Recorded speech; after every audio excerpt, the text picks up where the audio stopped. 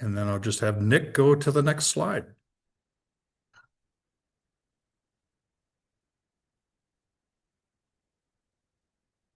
All right, so this is the welcome, and my name should really be on the bottom of that list. I am just providing support for our great presenters today, Elizabeth Bennett, Nick Holson, and Katie Miller, and they will guide you through the things today. So very excited to have them here leading the session. I'm going to do some housekeeping, so if you want to flip to the next slide.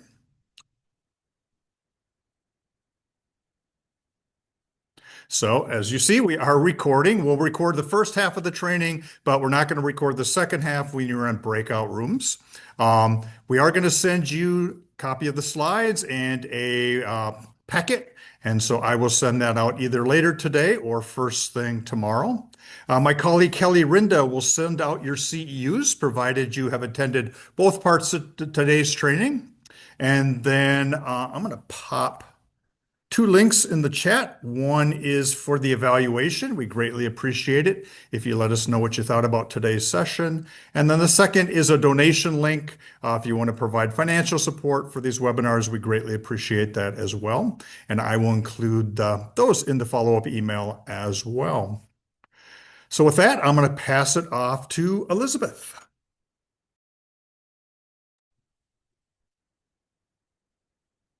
All right, Nick, if you want to go to the next slide. So we're going to start with just some background information today. A lot of changes are happening, so we'll talk a little bit about what we mean by online, Hyflex classes, and distance learning.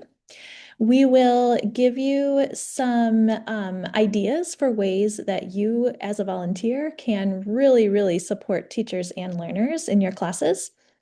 We will make sure that you get to know some essential vocabulary and skills for navigating online classes. We will have a lot of time to practice, almost a full hour, the second half of the webinar. And then in our smaller groups, we'll do some wrap up and next steps. So going on to some background, there are a lot of terms. You can keep going, Nick. We in Minnesota education have a lot of very specific terms. Um, we talk about distance education as kind of an umbrella term. So for us, that includes distance learning, remote synchronous learning, like what we're doing right now in Zoom or in Google Meet, digital learning, learning about how to use a computer, how to use mobile devices, how to just do life online, and access. Digital literacy is really important for everyone to be able to access further education, careers, and just participate in life in the 21st century. Um, so just important to understand when you hear folks at your program talking about distance learning, that is always asynchronous for us. So things like working on MobiMax or Burlington English, Ellie, ReadWorks, you've got some other examples here on the slide. That would all be considered distance learning, but not remote synchronous learning. So we'll get into that on the next slide. So many of our programs are pivoting to remote synchronous learning, and this can be two different things. You can have fully online classes or tutoring sessions.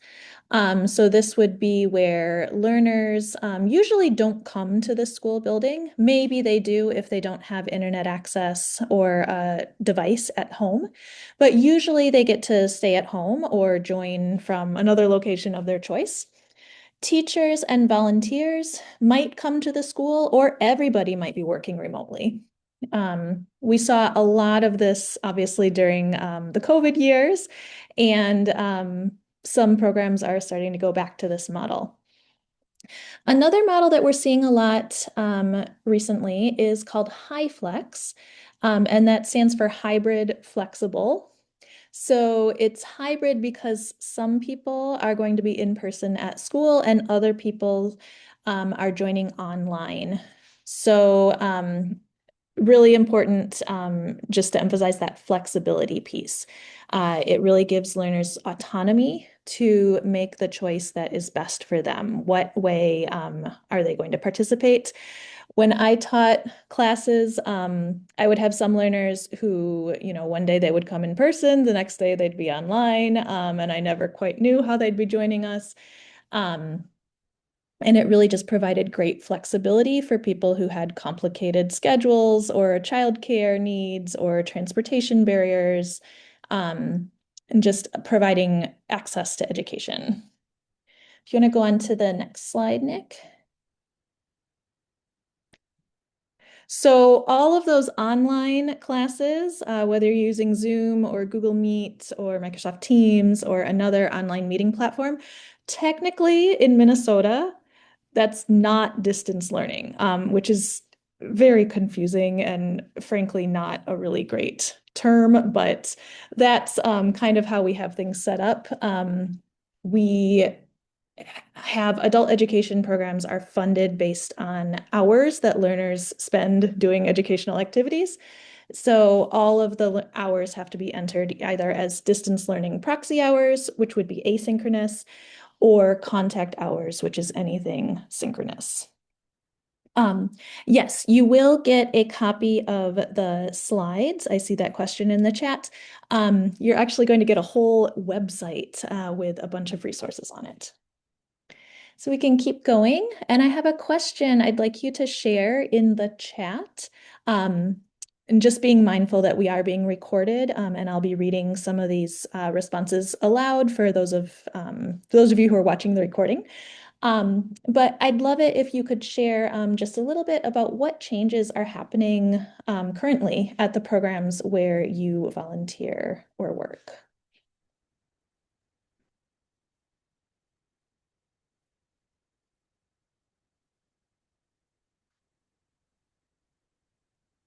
Are your programs switching all classes to fully online, switching all classes to Hyflex, doing some of both, trying to ramp up your asynchronous distance learning hours? Yep, I see fewer students attending in person, definitely. Um, Transitioned from 4 in-person classes to only 4 Hyflex classes. Nice. Another program fully online, some more Hyflex, going from in-person to online, online 100%, completely online. Yeah. One campus is fully online and one is in person, so students can switch. Nice. Some Hyflex options also. All right, good. So we've got a great mix. Thanks for sharing. Um, we're going to move on and talk about ways that volunteers can support classes. Yep. And then I just want to say that if you go to the next slide, Nick, these roles are not necessarily one size fits all. You're going to want to work collaboratively with your supervising teacher or your colleagues or whoever you're working with to figure out what is going to make the most sense in your situation. And then think fluidly, think flexibly. Teachers and volunteers can have multiple roles throughout the same class period. So I've kind of come up with 4 possible volunteer roles for you. I've called them, if you want to go to the next slide, Nick, the class assistant, the digital navigator, the co-teacher, and the co-learner. And I think Nick is going to take over from here and talk a bit about being a class assistant and a digital navigator. All right. Hello. I'll be going over these 4 roles. Like Elizabeth said, you're going to see a lot of overlap. And I think of these roles as kind of the categories of duties that programs or teachers might require of volunteers. So again, there's lots of overlap, there's lots of gray area, and some of these roles might be the same set of skills practiced in different ways. Number one is the class assistant, our lifesaver.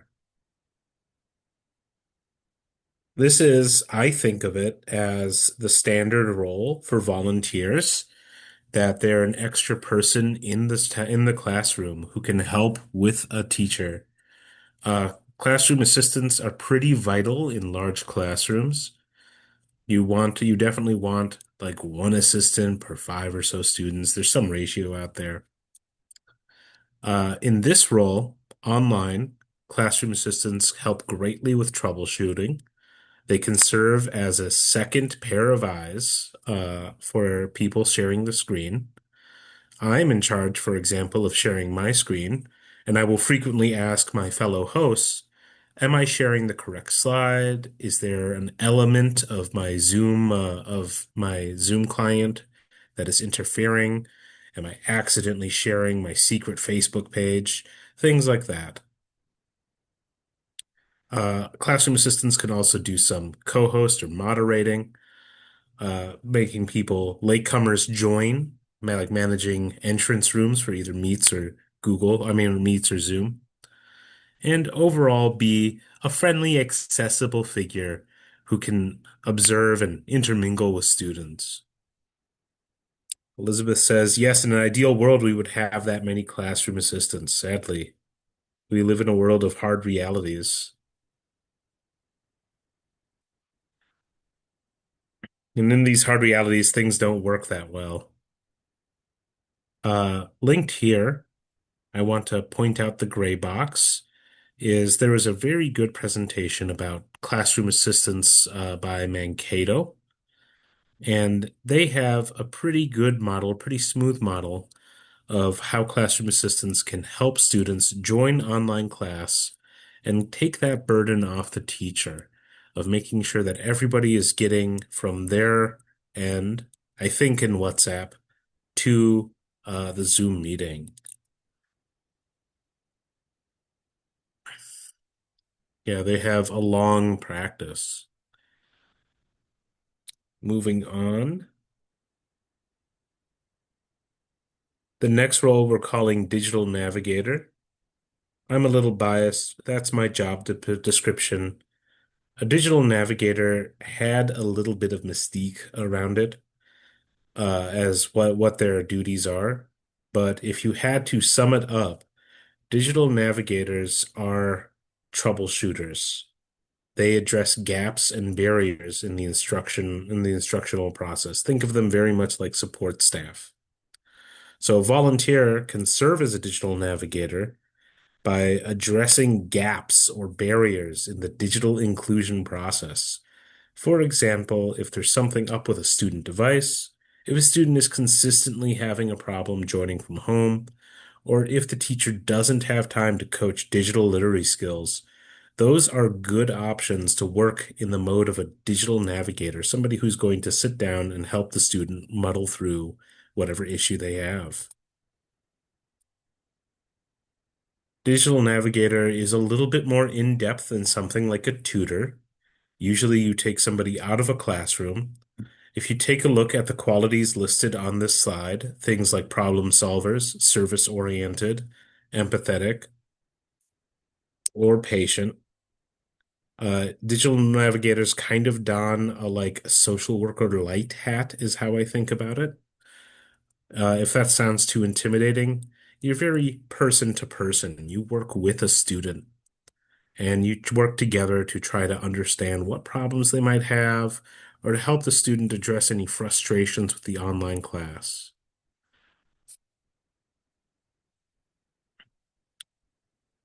Digital navigators, how we understand them in Minnesota, is as a digital skills coach. And yeah, Elizabeth put in a little disclaimer here. This is about forming supportive relationships, not hard tech skills. You don't have to be a technical wizard in order to serve this role.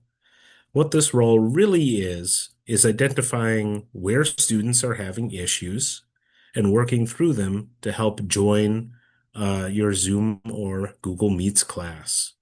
Some examples are listed on the slide, helping students say, identify which Google apps there are, helping students identify their login credentials, such as username, and helping students identify which email app they have.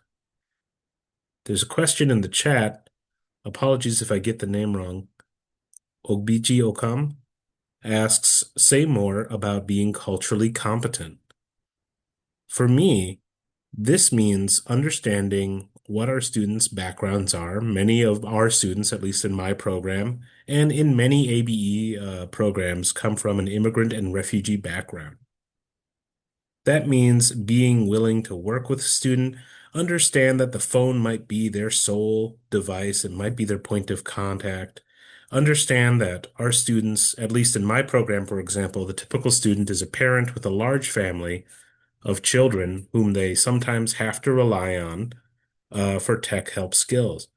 And being aware of those factors in a student's life can help inform how I'm going to work with the student and what is the best option for that student. For example, a student with a large family who frequently relies on their children for tech help, my job is to help the parent be a little bit more independent and to not have to rely on children who are perhaps age 12 or under to explain complicated processes or to control their or to use the parents' email login to help give the parents a little bit more agency or develop an understanding of how do I, for example, find a job in the United States using my email. That's kind of how I'm thinking about culturally competent, to both be aware of our students' background and to help them either acclimate or understand aspects of things that they might be curious about. And also to give students kind of a space to sometimes express themselves. This, I'm sure that many of you in a one-to-one tutor situation can recount something that your student might have shared that you found very interesting from their own backgrounds. For example, my Somali students love explaining naming practices. Many of my Somali students like explaining, oh, this is why husbands and wives don't have the same last name, that it's a relative's name that is being used. That's an example of letting students share something from their culture. It helps build rapport.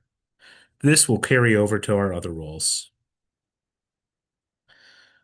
Digital navigators in their IT role can help things like setting up a technology checklist. I'm going to speed through this to respect time, but this is an example of a capacity that a teacher might have volunteers help build. It's a good, clear goal. It gives you a clear ramp and a list of things to do. And finally, in my own role, digital navigators and other volunteer support staff help in three big categories of orientation, onboarding, and general technology maintenance and access. This can be things like making sure that settings are streamlined on a device to minimize interruptions or to make sure that the student experience is more consistent. I'm usually in orientation the first point of contact for a student, so I usually show them things like pictures of their teacher or help practice teacher names for beginning and low-level learners. And when it comes to onboarding, I also field questions from students like what time are my classes?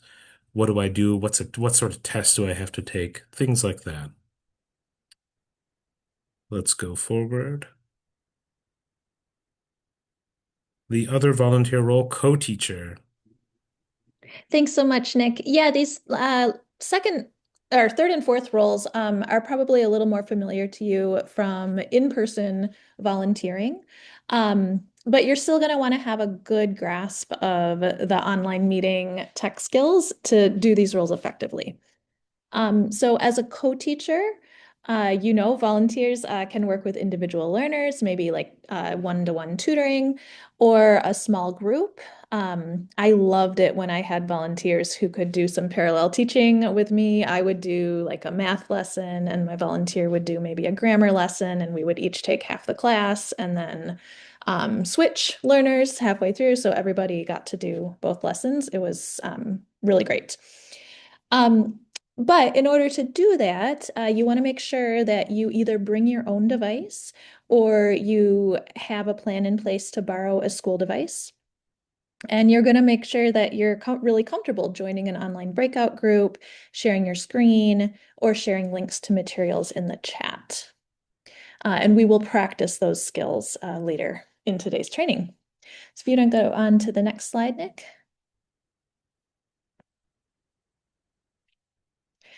And then this fourth role I've called the co-learner. Maybe you want to think of it more as a mentor or a floater. And this is really, really essential if your program is doing Hyflex classes, because the teacher really has to stay at their computer to effectively manage the online meeting. And so in-person volunteers are so valuable to be able to walk around the room and support the learners who are there in person. Um, some things you can do are modeling good student behavior, or we like to call them transition skills. Things like taking notes, using the meeting chat, accessing the digital materials. Yeah, or Nick says, being the big buddy. Yes, another way to think about it. Raising your hand, either in person or using the raise hand tool in Zoom or Google Meet. Listening attentively when someone else is speaking, regardless of whether the speaker is in person or online, and asking for clarification. Um, Also, you want to go to the next slide, Nick? Co-learners or volunteers in this role can also be really helpful when they join online breakout groups. And you can do this whether you're in the classroom or whether you're attending the class remotely yourself. You can join the breakout group and share your screen. So if there's a text or a worksheet or a dialogue or something that learners are supposed to be working on, sometimes it's hard for learners to find the digital file on their own devices. So if a volunteer can be in the breakout and just share the material on their screen, that is really, really helpful. Or if that's not possible, you can remind learners how to access the digital materials themselves. You can help ask guiding questions and help bridge the gap between online and in-person learners in a Hyflex class.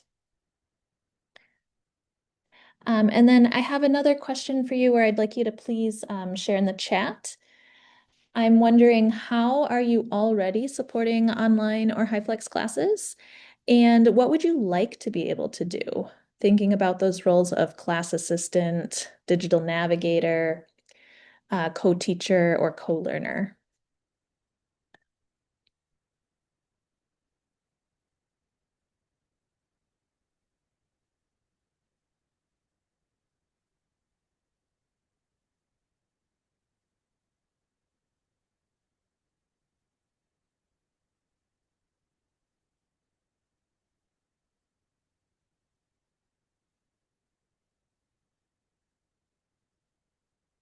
Excellent. I see someone is going to be helping with breakout sessions. Really helpful. Allison says, I would like to be able to train and help with the confidence level of volunteers. Jennifer would like to be a co-teacher. Yeah, it definitely helps keep students engaged. It's so great when you can work with people in smaller groups and give everybody that extra attention. Mike says also wants to be a co-teacher, needs more skills at managing breakouts. We will definitely work on that. Sharing documents, yes.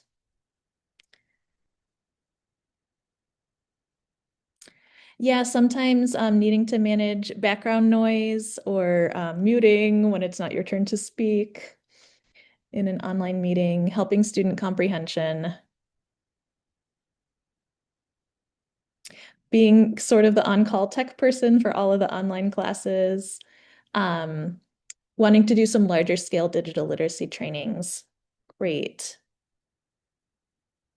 Yeah, sharing your screen is I think, such an underrated skill.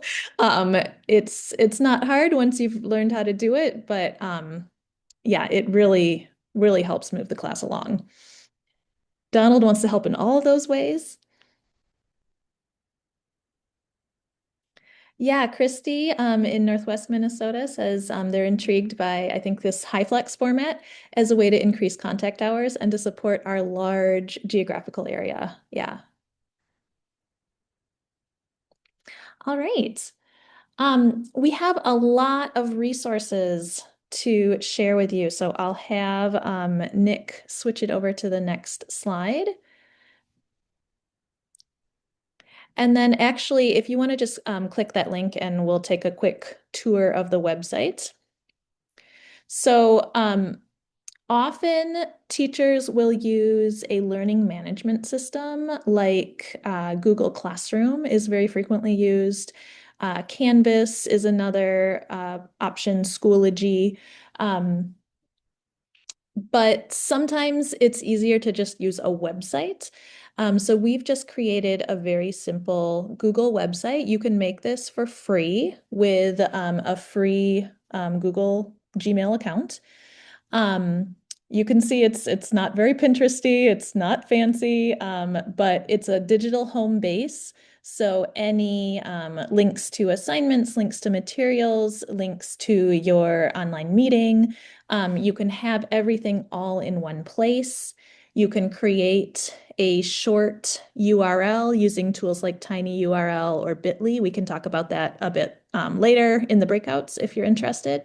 You can also create a QR code to your website. So learners, if they know how to scan a QR code, they can just use their mobile device, scan the QR code, and they've got everything they need right there on their phone without having to type a long URL. So no, the beauty of websites, there's a question, would students need a Gmail address to access this website? No, it is just an open website like any other, like if you go to literacyminnesota.org or any website, it's just public and available.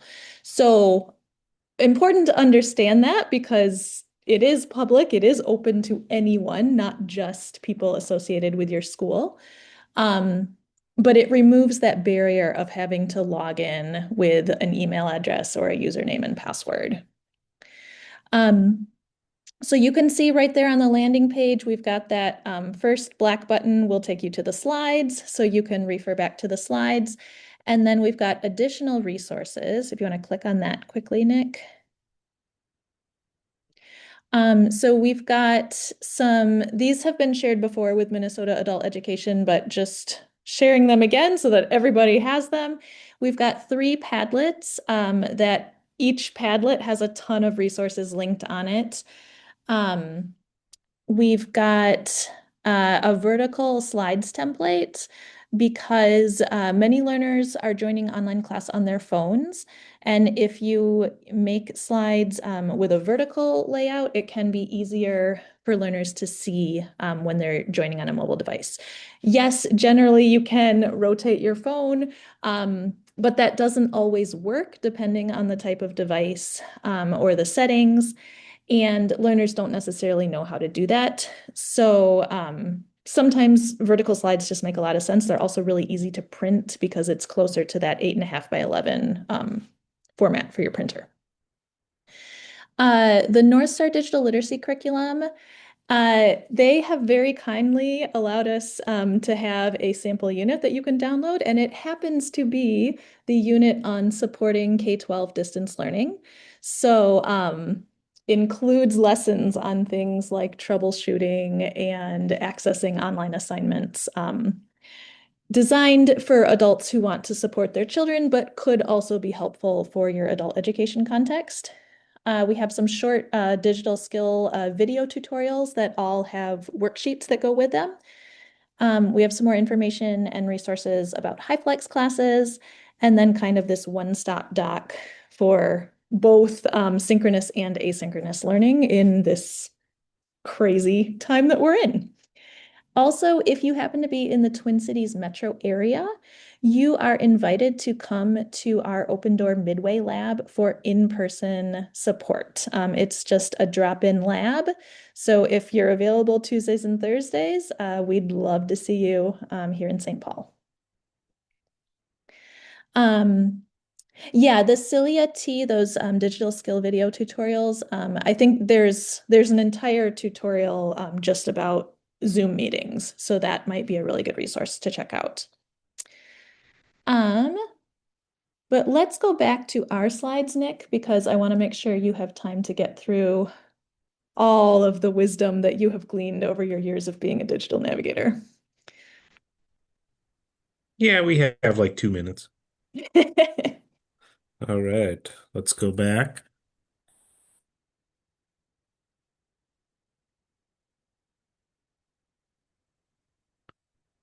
Oh, silly me.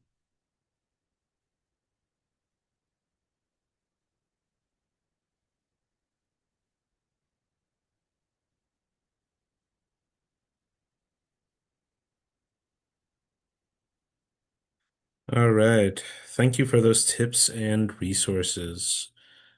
We're going to take a look at the much vaunted tech skills for a little bit. And one thing that we always say, and we will be repeating it so much, it's going to kind of sound like a Mr. Rogers mantra, is that these are not advanced tech skills. Please do not think that you have to be an IT expert in order to hold Zoom class. Our first question, and I'd be interested, please feel free to shout out what you believe the answer to be in the chat. Do you need an app to join Zoom and Google Meets? What do you think?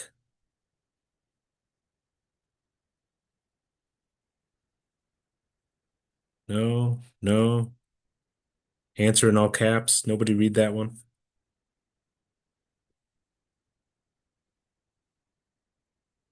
All right, I'm getting a round of no's.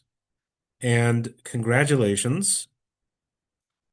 You're all correct. You do not technically need an app in order to join these meeting things.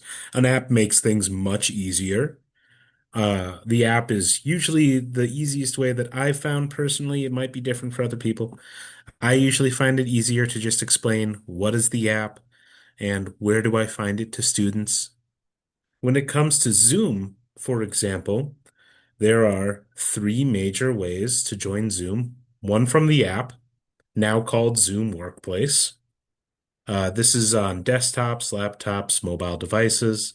This is the version of Zoom I'm using, for example, and likely the version that you have on an iPhone or Android phone. There's Zoom for Chromebook, which is weird and is halfway between an app and the last category. And then there is Zoom Web App, which is why you do not necessarily need to download anything. The Zoom Web App, for example, lets you join an online class from the browser, much like its peer Google Meet, which Elizabeth and Katie will be talking about shortly. So yeah, you do not need an app. You can use a variety of different ways to join. The web app will still call itself an app, but it is joining from the browser. These are the Zoom clients. Are these familiar to people? Do you recognize these?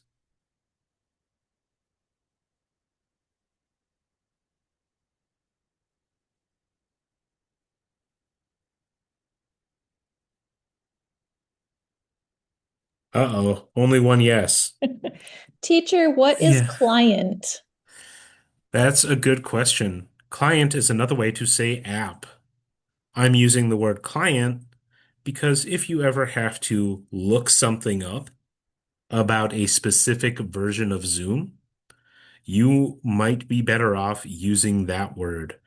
For example, my Windows client is malfunctioning, or I cannot hear audio on my Windows client, is a little bit more specific than saying my Zoom app does not work. Uh-oh, none of these look like my Zoom. I click a Zoom meeting link and a bunch of windows open up. Yeah, these are what Zoom looks like if you just open it up without clicking a meeting link. So this is, for lack of a better word, vanilla Zoom. I am not signed in. This is like the front door. I joined using a recent Zoom workplace app and it took me 15 minutes to get to this class. Is that common? No, that is very uncommon. That might be a network issue. I might check your network or possibly your device. I am not going to get distracted because that sounds like an interesting problem. A final asterisk. If anybody uses a Chromebook, you use something called Zoom for Chromebook. It's a little confusing. It's not the same as Zoom Workplace. It works pretty much the same. You will find it on the Google Play Store on Chromebooks. Zoom for Chromebook will change a bunch. It last about 2 years ago, went through a whole mess of updates. So keep your eye on it. And lastly, if you join Zoom online, this is what the interface looks like. If you look at my slide, you see that I'm on a browser. I'm not running on an app. In this example, I'm running Zoom on Microsoft Edge, but it will work for any major browser such as Safari, Firefox, or Chrome.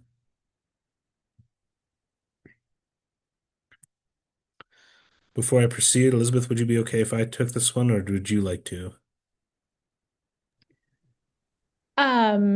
I just wanted to share some clarifications about Google Meet because Hmm. I have spent a lot of hours teaching in Google Meet, and it has some tricky, not the most user-friendly things about it. Um, Google Meet obviously is a Google product. Google products work best with other Google products. So it may, in some circumstances, with some devices, be possible to use Google Meet on a computer with Safari or Microsoft Edge or some other internet browser. But I have always found that the Chrome browser works best. So I would strongly recommend. Um, I know I have issues with Google as a corporation as well, but I would strongly recommend just use the Chrome browser if you have to teach with Google Meet. It'll make your life easier.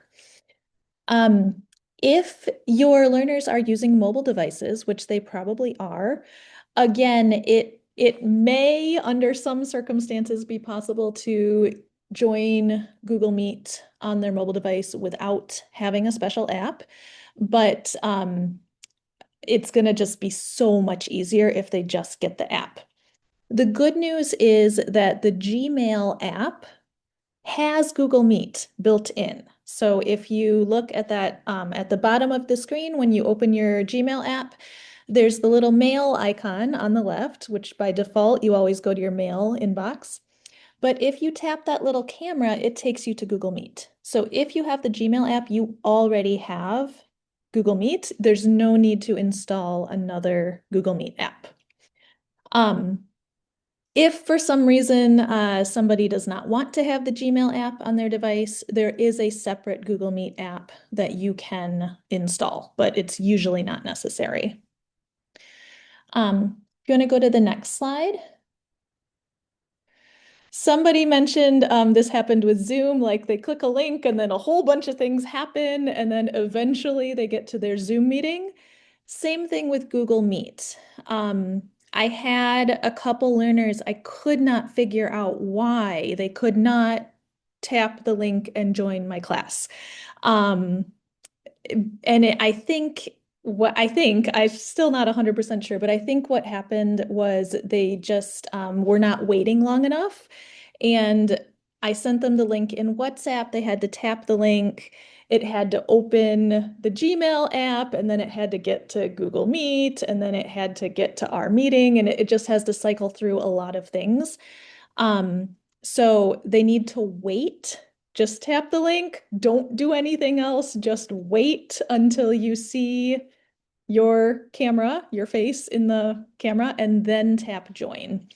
If you go to the next screen, somewhere in that process, as it is getting to the Gmail app and getting to Google Meet, there is another button that may appear that says join a meeting, but they should not tap that. They should just wait until they see the camera and the blue join button, and then that's the one that they need to join your meeting. Next slide. It is usually going to be easiest to just join a meeting from a link, a URL.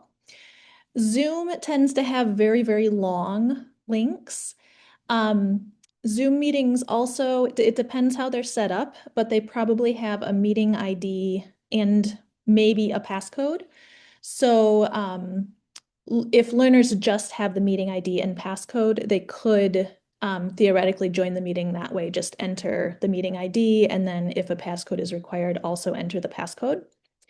In Google Meet, the URLs are shorter, and the meeting code is just the last part of the URL.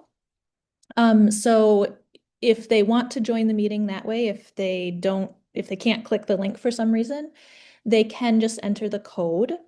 And I usually show the code with the dashes in it just because it's easier to see the letters that way. But if they're typing, especially on a mobile device where it's hard to type, the dashes are optional. It will still work if you don't type the dashes. Yeah, and sometimes we on mobile devices, Nick added links can sometimes be easier to click if they have a small picture preview. You may or may not be able to control how that appears on your learner's device. But then, yeah, it's easier to like accidentally click on it and accidentally get in the wrong place.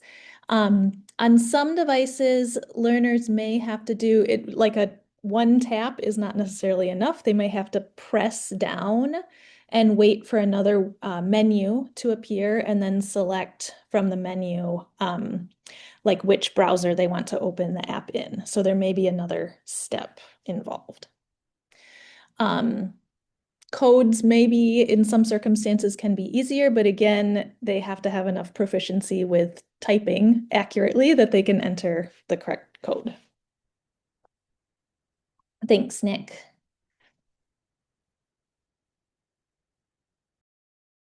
All right, I think this was my slide. So I should have asked this at the outset, and the answers are here. Do you need to log into Zoom?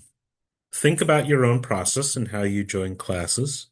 And please enter in the chat briefly, are you logging into Zoom when you click a join link?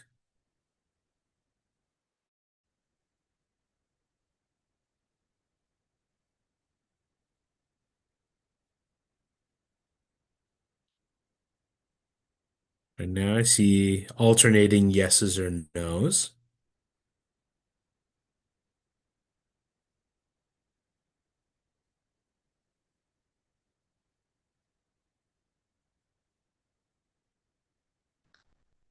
Yeah, perfect. Everybody in the chat is perfectly split between yes and no. And the answer, it's an auto login, I think. No. The answer is again, it depends. You do not necessarily need to log in to Zoom Workplace or Google Meets in order to join a meeting.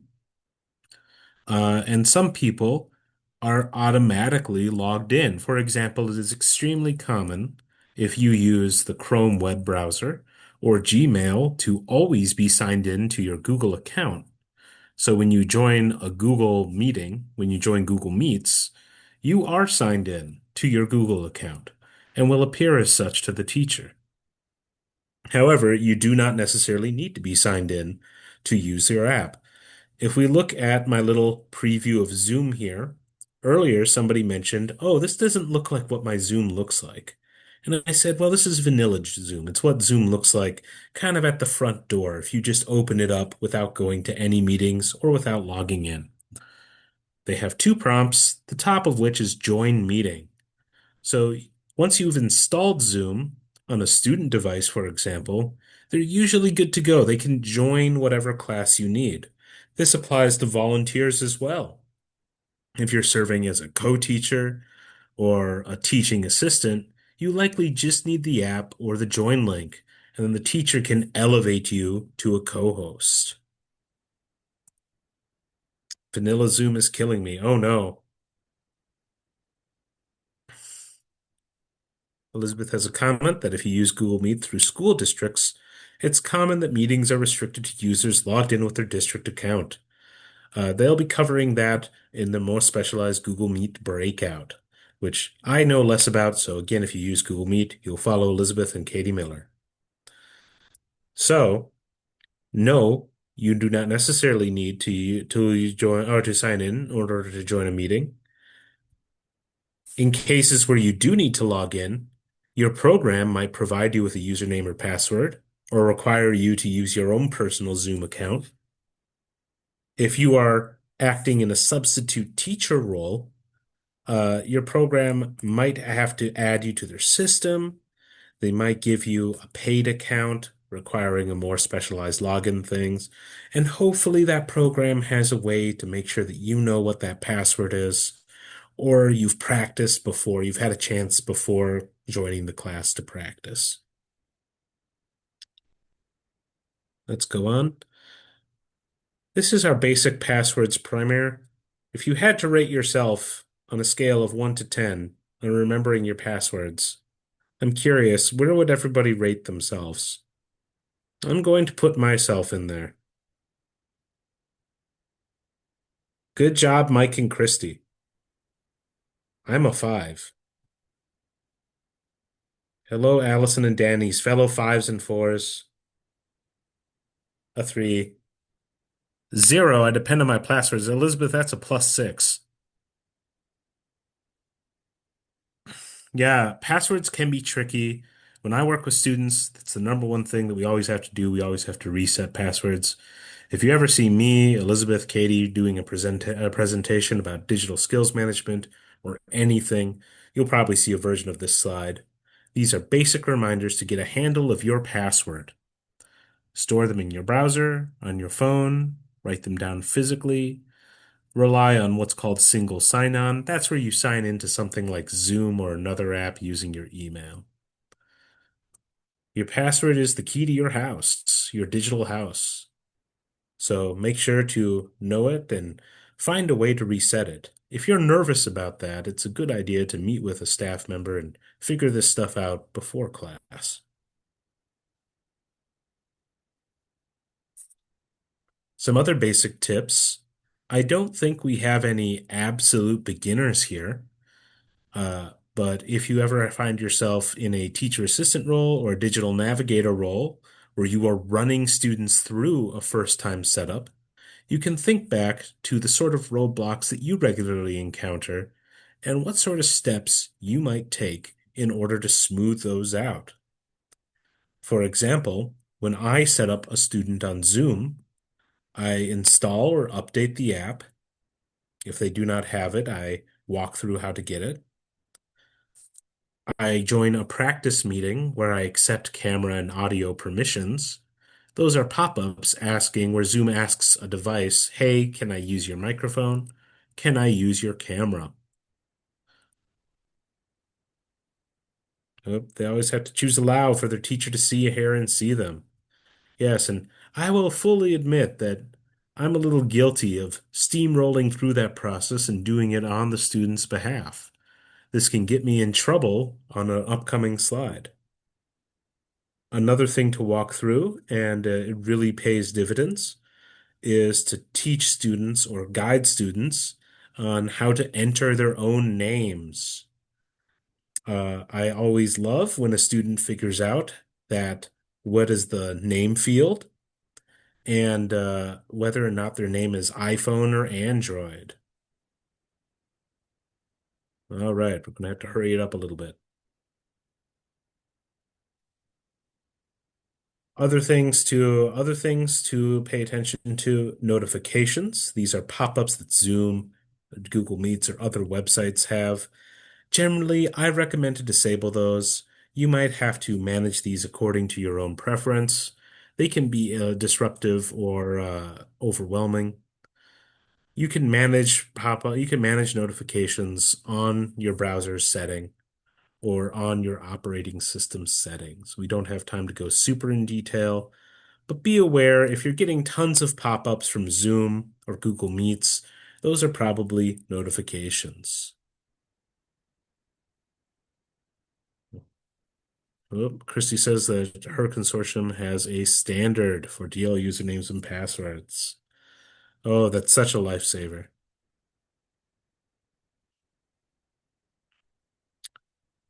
If you need to manage permissions, there are many tutorials on the support websites to do this. Usually you will look up your device, for example, an iPhone, and ask permission or allow audio, join audio, and those will walk you through it. If I'm going too fast, remember that we have a recording of this, and the slides will be available after the presentation. A brief note about cookies. Sometimes your web app or your online meeting will get just cluttered. Cookies are data. It's how websites remember things like passwords or your name for next time. If something's really going wrong, you might have to periodically clean your cookies. This is erasing stuff. Make sure that your passwords are backed up. This is my favorite topic. What do I do when things go wrong? A lot of volunteers get a little bit nervous around technology. I frequently get this comment: I don't know how to fix things when they go wrong. I have this repeated to me a lot. I'm no tech person. And this is the common coordinated response that volunteers usually send to me when something goes really off the rail. If these steps ever describe you, if you find yourself panicking like this, it's important to take a step back and take a breath, as it were, and remind yourself that with things like this, nothing's set in stone. It's very hard for you to break something irreversibly, unless one of you is like a CEO at Zoom and has access to their server room or something.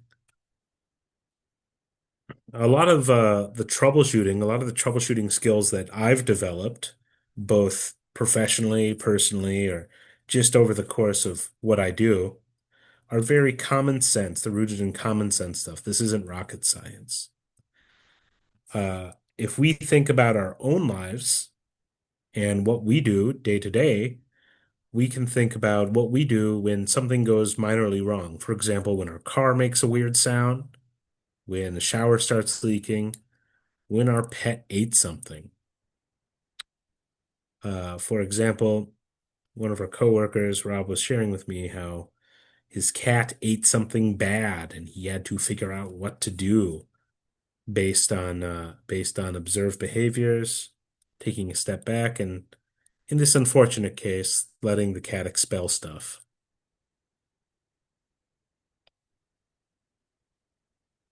So, what do you try when you're stuck? These are basic tips about how to deal when something goes wrong. The first thing to ask is, was there an error message? Did Zoom or Google Meets give you an error message? Was there an error code? Did the screen go white? What happened? The second tip is to practice basic vocabulary. I've written a few examples here that I've been using, and in our breakout sessions, we'll be going over more. The third tip is if you think about what happened and you realize there was no error message, maybe something didn't go wrong, but Zoom or Google Meets are simply in an alternate mode. Things might be working as intended. A setting, for example, might have been flipped on. I usually go to the official support sites. There's a lot of content there. I usually find my answer either here or in some forum. But how I find that is very, it can get a little specific.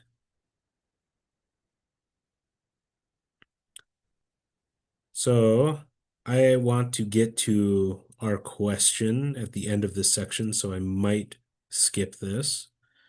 But in this example, a teacher has a laptop with a headset that isn't working. They can't hear any audio.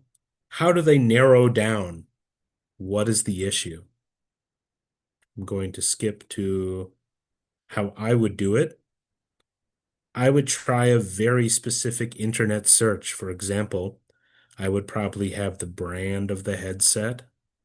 I would probably have how the headset is connected to the computer. I would want to know the wheres and whys of the meeting. Where is this meeting? It's on Zoom. What am I using for this meeting? I'm using Windows 11. Do I have an error message? Things like that. The more details you have, the better chances you have of finding an answer. Those details don't have to come immediate. I really do emphasize patience is a virtue here. Calm down and think about what happened. Some people practice handwriting what's there. That's how I calm down, for example. Other people just recount what goes on. Let's go to the next slide. Here, where we will practice our own digital navigation skills. So please share in chat, what device management skills do you already have with your own devices, with non-digital things, to help other people in your family, or anything else which is kind of relevant to this? How do you troubleshoot common problems in your life?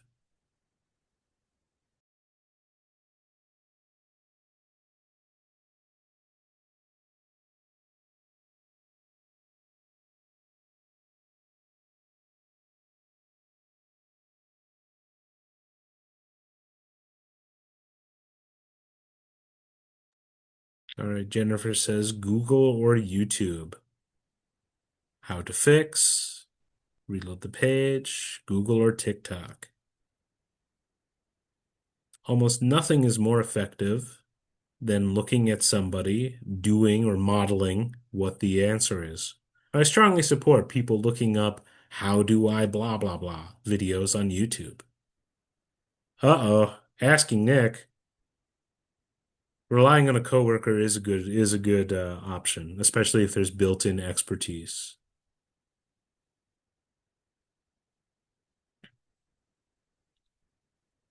Donald uses AI.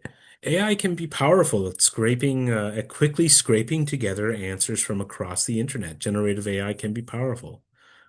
The more specific, this has a downside. The more common and basic the problem, the better I've found that AI search results are.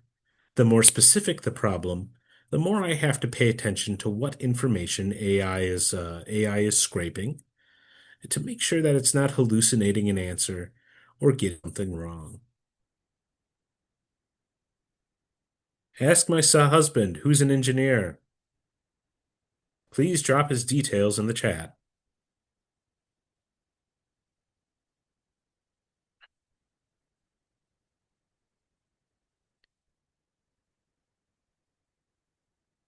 All right. Those are all very good common sense approaches.